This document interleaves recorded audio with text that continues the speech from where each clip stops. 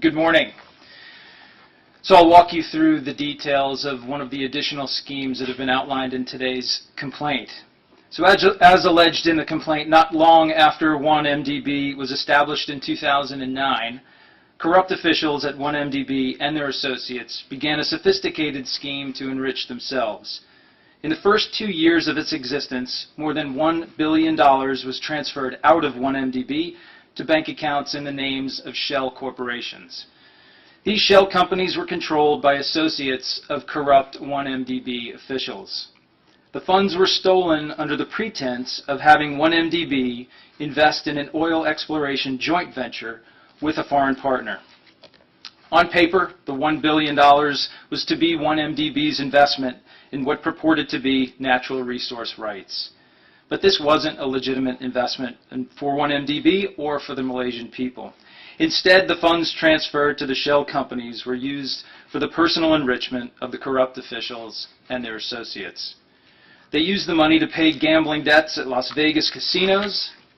They rented luxury yachts. They hired an interior decorator in London. They spent millions on property, some of which is subject to seizure and forfeiture based on the complaint filed today. Among the purchases was a Bombardier jet for the purchase price of about $35 million. So why does this matter so much to us?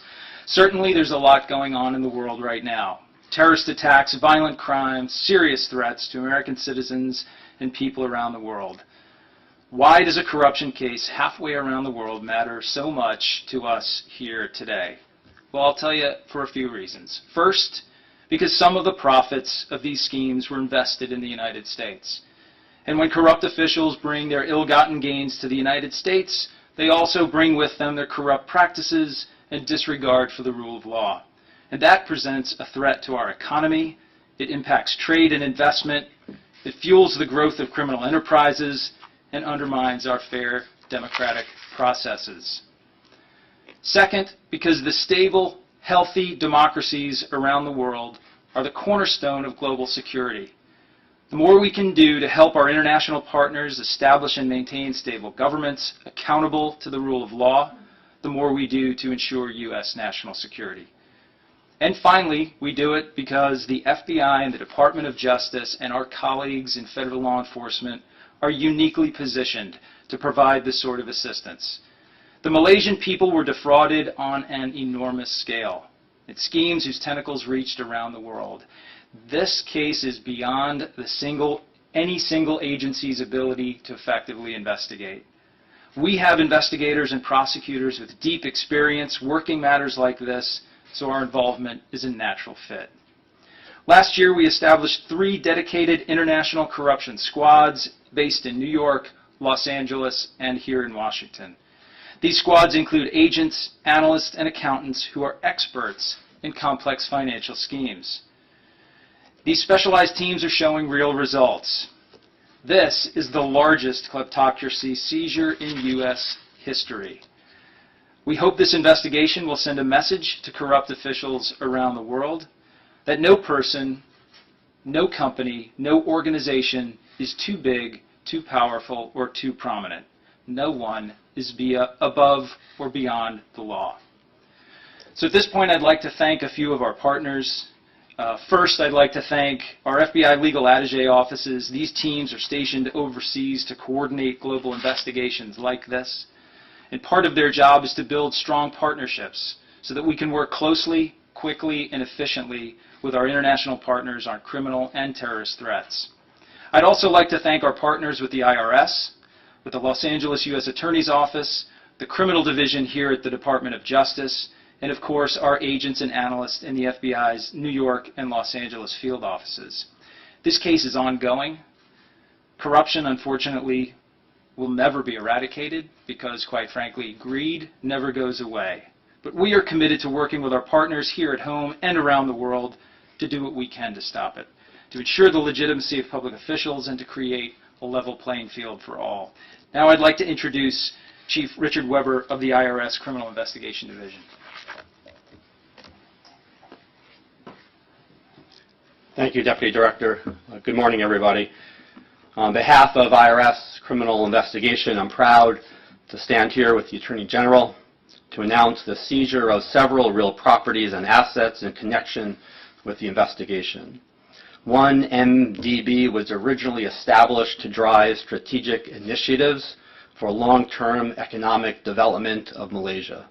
Instead, it is alleged that money was siphoned from this fund for personal investment, not for the good of the Malaysian people, and not for the achievement of their goals. The case is another example of IRSCI's unique ability to follow the money through complex money laundering schemes and a web of opaque transactions and fraudulent shell corporations. In October of 2015, my LA field office joined the investigation, specifically focusing on Riza Aziz and Red Granite Pictures. Approximately $238 million was wired to Red Granite Capital in Singapore, an entity controlled by Aziz. It is further alleged that wire transfers totaling approximately $64 million were sent from the Red Granite Capital account to an account at City National Bank in the United States, maintained by Red Granite Pictures, a production company also owned by Aziz. This money was then used to fund Red Granite Pictures' operations, including the production of the film The Wolf of Wall Street. Additionally, the misappropriation of funds were used to acquire nearly $100 million in real estate in the U.S. and the United Kingdom and elsewhere for the benefit of Aziz, including in the list of properties, and we have the properties outlined in the civil forfeiture complaint and in various diagrams. But the properties include a Beverly Hills mansion currently under construction, a Park Laurel condo in New York City, and a townhouse in the United Kingdom. Fighting worldwide corruption is in the interest of the United States. Corruption threatens good governance, sustainable development, and the democratic process, and fair business practices. Corruption erodes trust in government and private institutions alike. It undermines confidence in the fairness of free and open markets, and it breeds contempt for the rule of law. This investigation is continuing and ongoing. And let me emphasize that we will not allow the massive, brazen, and blatant diversion of billions of dollars from one MDB and the alleged laundering of those funds through U.S. financial institutions to continue. This case represents a model for international cooperation in significant cross-border money laundering matters and sends a message that criminals cannot evade law enforcement authorities simply by laundering money through multiple jurisdictions and through a web of shell corporations. Thank you, and let me turn the podium back to the Attorney General. Thank you, Chief Weber. And we're happy to take some questions at this time. If this is a fund that's wholly owned by the Malaysian government, at what point, if ever, did the Malaysian government send up a flare and say, we think lots of our money is being stolen?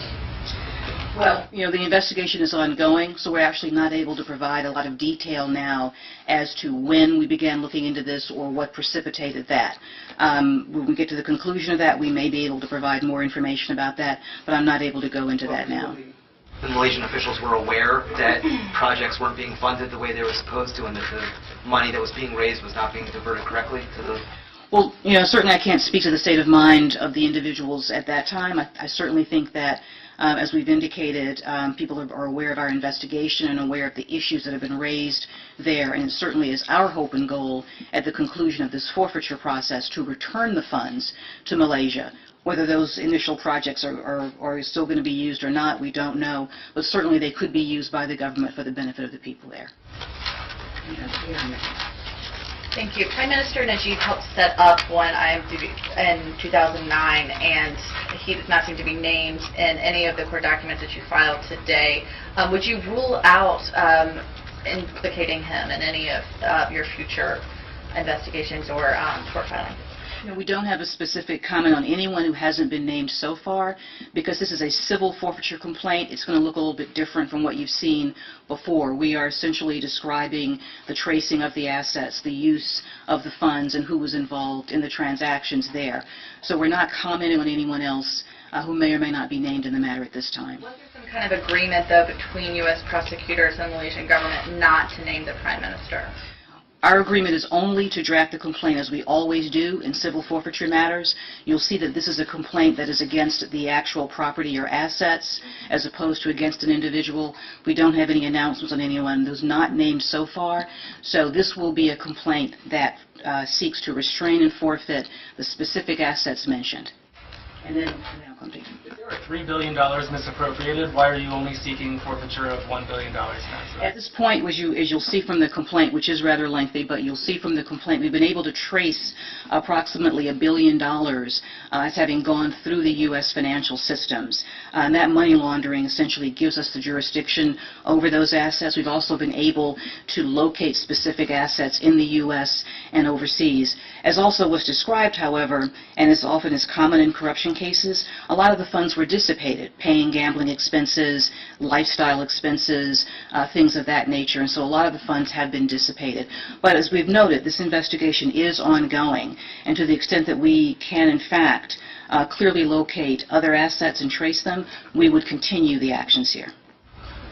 What's the specific process for the Wolf of Wall Street's probably like the most well-known asset? How do you go about getting the rights to is it the whole movie or just Red Gates? Red Granite. Red Granite's portion of the assets, and then how do you collect the royalties? Essentially, we're seeking to restrain anything that Red Granite would receive on an ongoing basis from royalties or any fees coming in from their interest in that film. And what about past royalties and payments? I don't believe that we can. Let me just check with Leslie on that. I'm sorry, I moved over here. No, I don't think we're able to seize anything retroactively. So going forward, and of course it would not be the entire proceeds, but what Red Granite is entitled to receive, that's what we're seeking to restrain. And then I was coming here, and then I'll go back to you, panelists.